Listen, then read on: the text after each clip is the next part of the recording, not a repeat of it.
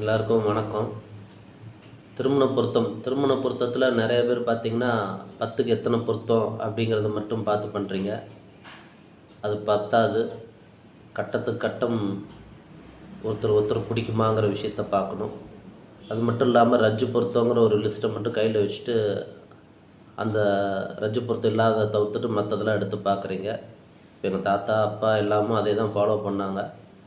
But அது மட்டும் இல்லாமல் வேறு ஒரு 4-5 நட்சத்திரங்கள் நாம் தொடக்கூடாதுங்கிறது இருக்குதுங்க. அதையும் தெரிஞ்சு அந்த நட்சத்திரங்களையும் விட்டுடணும். சரிங்களா? ரஜ்ஜு பொருத்தம் கூட சில பேர் ரஜ்ஜு பொருத்தம் இல்லை நாங்கள் நல்லா இருக்கோன்னு சொல்கிறாங்க. ஆனால் இந்த 4-5 நட்சத்திரங்களை தொட்டால் அது கடுமையான பாதிப்புகளை தருது. உதாரணத்துக்கு ஒரு விஷயம் என்னென்னா, உங்கள் ஜாதகத்தில் சனி நிற்கிற நட்சத்திரத்தை கல்யாணம் பண்ணக்கூடாது. எக்ஸாம்பிள், உங்கள் ஜாதகத்தில் சனி அஸ்வினியில் இருக்கிறாரு அப்படின்னா அஸ்வினி நட்சத்திரத்தை நீங்கள் திருமணம் செய்யக்கூடாது. அதுவும் பர்டிகுலராக சனி 2ஆம் அதிபதியாக இருந்து சனி போய் அஸ்வினியில் இருக்கிறாரு, அந்த அஸ்வினியை நீங்கள் திருமணம் பண்ணுறீங்க அப்படின்னா கடுமையான சண்டை தகராறு கொடுக்கும். அதனால் ரொம்ப கவனமாக பார்த்து செய்யணும்.